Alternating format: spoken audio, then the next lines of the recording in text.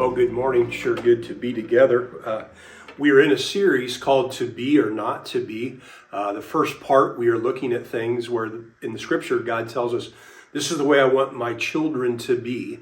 And then we'll look at a few things where God says, don't be like that. Or I don't want you to have some things I don't want you to have or be a problem for you in your life. As I've been working our way through this series, I've been handing you at the start an imaginary piece of paper and asking you to write on that piece of paper some things like we talked about the first week about being kind. And I wanted you to write just things in your life where people have been kind to you. We talked about being forgiving. And so we talked about that idea like times that you have been forgiven, situations where you had to do some forgiving. And that can be a tremendous challenge for us in our life. Well, today, again, I'm handing you that imaginary piece of paper. I want you to write or talk about the idea of being content. What causes you to be the most restless? Like what thing is going on in your life right now that just, kind of bothering your heart, bothering your soul a little bit? Came into the church today, was talking to a gentleman, and his wife was over having a heart procedure, like a treadmill thing, and they were checking some things out because when they ran some tests, something showed up on it that they hadn't been there before, and you could tell that it was a little concerning to him. And we all have those things. I think that's just a very natural part of life. Maybe you could jot down some things like when and where are you most content? If you follow Facebook and things like that, a lot of people, it's the beach. Just the sun, and the sand between their toes and relaxing. And that's a great place to be. That's not for everybody. Maybe some people it's the mountains, whatever it is, what place, what thing. When it happens in your life, you're just content. Why does God care, if you will, that we are content? Why does it matter to him that we are a people who are content? In the book of Hebrews chapter 13, verse 5, and again, the Bible is the Word of God. And so when we are reading it, it is God talking to us. And so God says, live your lives free from the love of money. Be content with whatever you have, because God has said, never will I leave you, never will I forsake you. And there's a lot just in that simple verse, if you will, to unpack. God, again, he is telling us to be content. He knows that the love of money can be something that can strip that from us, but he also recognizes that for a lot of us, we are not content, if you will, in God. And what he has done for us and what he provides for us and what he will do for us, we feel like contentment lies in another place. And if you will, that's part of the reason why God cares about our being content, because he knows we are going to look for it. And the problem is, it just isn't in all the places that we are going to look. If you will, contentment, real peace is found in God alone. And he knows that, and he wants us, if you will, to grow in that. And so that's, if you will, is part of why he cares about it. But there is ample evidence in Scripture of the problem when we go looking for contentment in other places. We can go clear back to the book of Genesis with Adam and Eve. In my mind, there's no reason for Adam and Eve not to be content. They have each other. There's one tree they can't eat from. But from every other tree in the garden, every plant that produces seeds, those kind of things, they have free access to everything. And you just kind of, like what more could they want? But when Satan approaches them, and Eve, and the challenge there, somehow it reveals in them there is some measure of discontent. And so they are not going to be content with God and what he has said and what he has given them. They are going to go looking for something else. And that just leads to all the problems that we deal with on a daily basis as well. The Israelites, they're out here and they're just kind of watching God doing things, and he's watching over and protecting them. They become very frustrated because they notice that all these other people groups have kings that lead over them, and their king that leads them, they can't really see him. And so that seems to bother them, and so they want a king. And a few different times in scriptures, it just talks about that the Israelites want a king like everybody else has. Well, the prophet comes to the Lord and it's like, they're rejecting me, and he's like, they're not rejecting you. They are rejecting me, God says. And so God has the prophet go to them. And if you get a king, here's this laundry list of things that are going to happen to you. And none of them are good. They don't care. They want a king like everybody else. And so God relents and gives them a king. We know his name is Saul. How did it go for them? Not well. It unfolded exactly like God said that it would unfold. But what was the problem? They were not content with God. They went looking for it in something else. David should have been out fighting, but he stayed back, and he sees Bathsheba bathing and inquires about her. And the people who come to tell David make it clear she's a married woman. But David doesn't care. He calls for her to come over, sleeps with her. Child is conceived, and you might be familiar with the story. What was the problem here? Apparently, there was something in David that just wasn't content with his wives and where God had placed and positioned him. He wanted something else. There's a story about a gentleman named Naaman, and he is a foreigner, but he has leprosy. There's a girl that's with them that, like, I back home, in the Israelites, there's somebody who can do something about what you're dealing with. And so he requests permission and he goes to Israel, to see this person who can help his leprosy be cleansed. And he takes all kinds of things with him: silver, gold, articles of clothing. Anyhow, he meets up with Elisha, and, Elisha, if I remember right, he doesn't even come out. He just sends the servant out, go and dip yourself in this river. Well, that annoys him. He doesn't really respect him to come out. And then the river is dirty, and back home they have beautiful rivers. And so the servant of Naaman says, hey, if he'd asked you to do something cool, you would have done it. All he wants you to do is dip in a dirty river. Just humble yourself and go do it. So he dips in the river, comes up out. That's great. Wants to give Elisha all these things, but Elisha won't accept any of these things. So he goes on his way. A couple people come to visit. The servant of Elisha follows the go around saying, hey, could you get some silver and some of those clothes? Because some people showed up and want to give it to him. Well, he gives him the items. Guy goes back, but he doesn't give them to the people. They leave, and he just keeps them for himself. And so Elisha calls him in and it's like, so, what's been going on here? Nothing. Yeah, I was with you when you went to the Naaman and this whole thing. And so, the affliction that was on him, it's not going to be on you and your family for all the generations. What was the problem with this? He was not content with what he had from God. He wanted something else. And that want of something else has now led to problems for his and his family for all future generations. I guess, when you look at the Bible, you can kind of keep going here. Judas isn't content, and so he's stealing from the coffers of Jesus and the disciples. It goes on, doesn't it? That we look at our life, and it's not that we don't have things. We do. But if I just had this, my life would be better. And God is like, you need to be careful about what you think you want, because it may bring something into your life that you never wanted, you never anticipated, you don't really care about.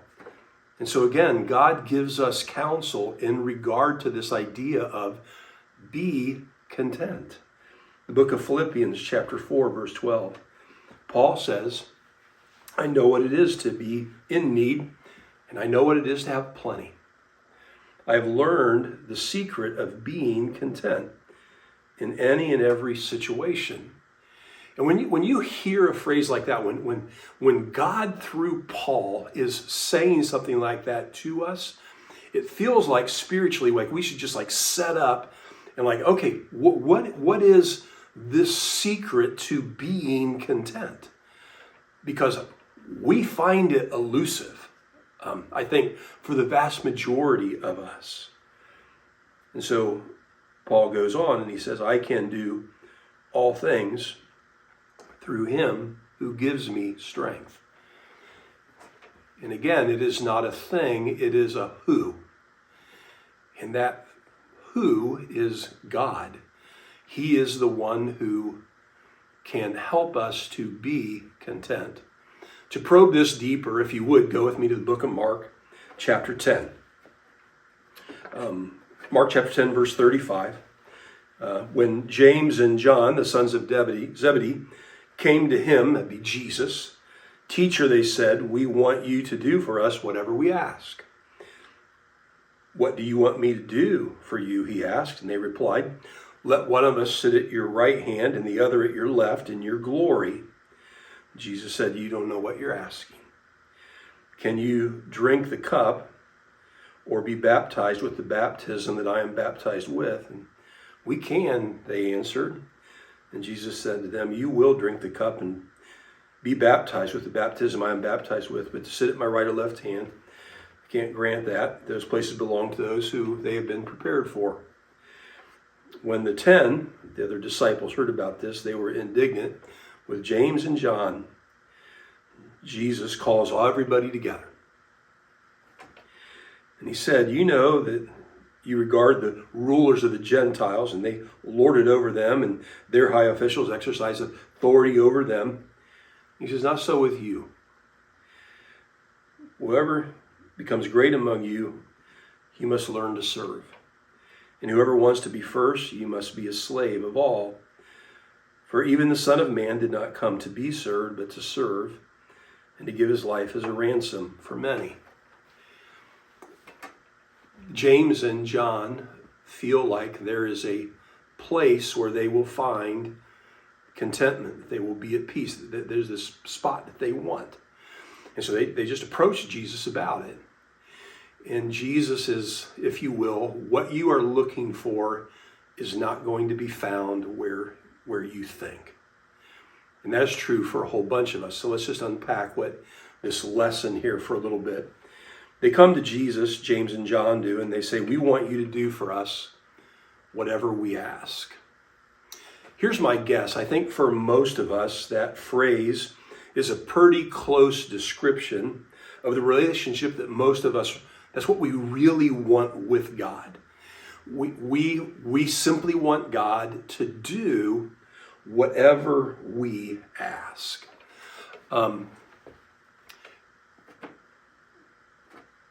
Kim and I were blessed with four children, and those 4 children have blessed us again with 4 grandchildren.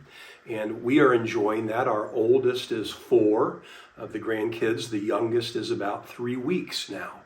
And it's just a tremendous blessing. And, you hear them talk about, if I'd have known how much fun grandkids were, we'd have had them first. And there's a lot of t-shirts out there about the idea that, a grandparent's job is just to spoil their grandkids, and those things are all cute. I mean, it's fine. But to be honest with you, though we hear that and we say those kind of things, if your grandkids or kids come to you and they say, I want you to do for me whatever I ask, how many of you are like, okay, you fire away and I will do whatever you ask? And I think the vast majority of you are like, not a chance. Okay, first of all, I need to know what you're going to ask. And then once you've asked, then we'll consider the decision to make moving forward as we talk about these things. And here's my guess, if you will. Once they ask the question, this is what we want you to do, or this is what we want, because that was really it. They asked Jesus that, but they really want something. And here's my guess, that no matter what they ask for, you begin to filter that through your life knowledge, through your life experience. And in the basis of that, as limited or vast as it may be, you make the best possible decision that you can make. Sometimes it is absolutely yes. I mean, their request is reasonable. And so you're like, sure, that's fine. I'll be glad to do that. Sometimes their request is not all that great. Our oldest granddaughter, to some degree, would live on donuts. I mean, she's not great about trying new foods and things like that. When she's at our house, like her mom will pack a thing, and there's like little like fruit chews, macaroni and cheese. Then we will buy hot dogs. We will get chicken like little chicken tenders, and then we will get like a bag of donuts. I go, what do you want for breakfast? I want a donut. Oh, I go for breakfast. That's a reasonable request. You'll give her a donut. Comes line for lunch. Like, what do you want? I want donuts. Well, no, we're not going to have donuts for lunch. What do you want? And so she might want a hot dog. Would you try a chipped ham? No, I don't like that. She doesn't try anything. She kind of wants, if you will, what she wants. And sometimes she makes requests, and you're like, I can't do that for you. That's not great grandparenting. And that's just a simple little thing like food. And we know that life can get way more complicated than that, right? Well, sure it does. And so they ask you for something, and you just filter it through. And if you will, God wants to do the same thing for us, because he looks and he says, I appreciate that you many times will want somebody else or something else ruling your life than me. I get that. But I need you to understand that the best thing to be ruling your life is me. Not me, that's God. God is like, I'm the best thing to be ruling your life. Anyhow, Jesus make your request known. And so they make their request known. One wants to sit at your right hand, and the other wants to sit on your left hand when you come into your glory. And again, their anticipation is Jesus is going to become this earthly king, overthrow Rome, restore Israel to their place of leadership, and everything's going to be right. And when all that happens and everybody's cheering for them, they're great that Jesus gets the top billing. He should, but they want to be right there in those places. And Jesus is like, I don't know that you really have any idea what you're asking for. Can you drink this cup? Can you do these things? Because Jesus knows something they don't know. This is not going to be an earthly kingdom. When he is lifted up, it's not going to be on a thing where he could be lifted up on people's shoulders and paraded through town. He's going to be lifted up on a cross. And they don't know that yet, or they haven't discerned that yet. And Jesus is like, you sure you want to be at the right and the left when I'm hanging on a cross? And if they could have known that, they probably would have never asked. And yet somehow Jesus in his beauty knows that actually could be a place where they could find to be with him, to be right there, could be a place of contentment. Seems weird, doesn't it? Yeah, me too. But that's who Jesus is. Anyhow, this request has got out, and now the other disciples, they are all bothered. And my guess is they were bothered because they had maybe thought about it, but just weren't brave enough to ask. And so they're annoyed. I don't want you to be in that seat. I want that seat for myself. And so Jesus becomes aware of all that. And so he says to them, I want you to come together. I have something that we need to talk about here. Sometimes our kids, they ask for things. Our grandkids ask for things. And you filter it through your life experience, your knowledge. And you're like, yeah, I'll give it to you. Or no, I won't. Sometimes it isn't all bad to sit down with them and help them understand. Here's the reason why. There's something bigger here and it will help you in life if you can grasp it now. And so Jesus is going to do that with his disciples. There's something bigger that is pervasive in every one of the disciples' lives. And it's not unique to those 12. Jesus would do the same thing with you today. I want every one of you to come together because we need to just talk about this. And so Jesus does. He said, he called them together and he said, that those who regard the rulers of the Gentiles, Lord of them, and their high officials. And he said, I get how life is. That's what you're used to. But we, as the children of God, are going to be different. We are going to find contentment. We are going to be content in a very different place. And so Jesus says, not so with you. We are going to be different. You need to grasp that this is where real contentment is found. Now, if you had to guess, and I know for a lot of you who are listening, you know the story. You know where this goes. But pretend that you didn't know the story. What do you think Jesus would say? This is where contentment is found. Where do you think you would say? What do you say? Is it on a beach with the sand between your feet and the sun shining down and sipping on an iced tea? Is that where it is? Is it sitting on a mountain in a log cabin with a quiet lake, fishing rod in your hand? Maybe you're sitting on a bench with a cool breeze, knitting something or crocheting something. You're in the kitchen turning out, so whatever it is, this is where contentment is found. And I'm not saying that any of those things are wrong. Jesus just says, this is what you need to understand. This is where the being content that you're looking for is. So with you instead, whoever wants to become great among you, you need to be a servant.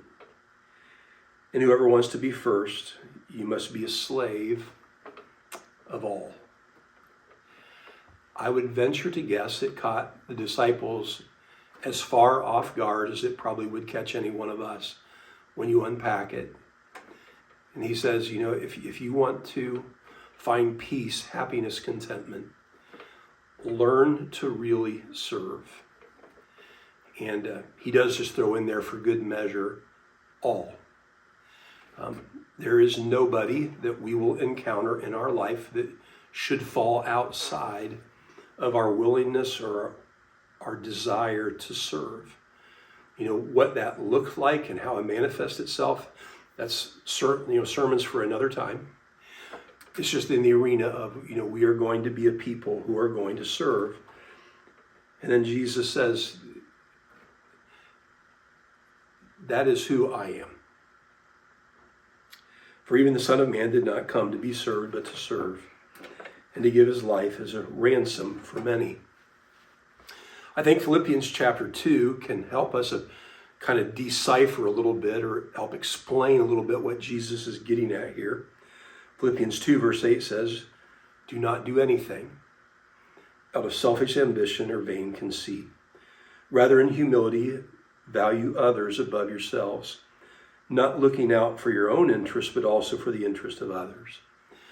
Our life is always going to be a balance of our own interest and the interest of others. And Jesus just says, if you will, just keep it all in perspective so that you can, don't, like what you have, your paycheck. You tithe to the Lord, you pay your bills, whatever. But you should always allow, knowing and understanding that a part of that is I'm going to allow this to be available to the Lord because I'm not just looking out for my own interest. I'm looking out for the interest of others. We have an amount of time every single week, every single day. And we get to spend it. And we want to spend it on the things that we want to do with our kids, with our grandkids, going to work, whatever it is. But of that time that God gives it, a part of that is meant to be made available to the interest of others. To bless them and to strengthen them and to encourage them and to help them. And whatever that ultimately ends up looking like. And here's what I guess is counterintuitive to us. We're of the thing, if I spend all of my money, all of my time, all of my treasure, everything, doing what I want to do, I will finally know real peace and contentment. And God is like, no, you won't. It simply is not there. I know, I don't think we even hardly believe that, but that's what Jesus is saying. If you want to be content, it will be found in when you also begin to care about the interest of others. James and John were looking for their own interest, and God says you will not find it in those chairs. It is someplace else. It's in caring about other people. And when we grasp that, we will learn to be content. There is no better example than Jesus Christ himself. He's in the upper room with his disciples. He institutes the Lord's Supper. They go over to the thing and he sits down and he goes down with his dad and he simply says to him, I know if it be your will, let this cup pass from me. I am telling you where I would be content. Is if all this saving of mankind, if there's another way for you to orchestrate saving everybody, I am all in for it. But Jesus also was like, but not my will, but yours be done. I will be a servant. I will look out for the interest of others. And so Jesus went to the cross and he did that for us. And if you will, the same thing will be true for us. Contentment will be found as we pour our lives, a part of them, into the interest of others. And believe it or not, that is where we will find contentment. And so let's learn to be content.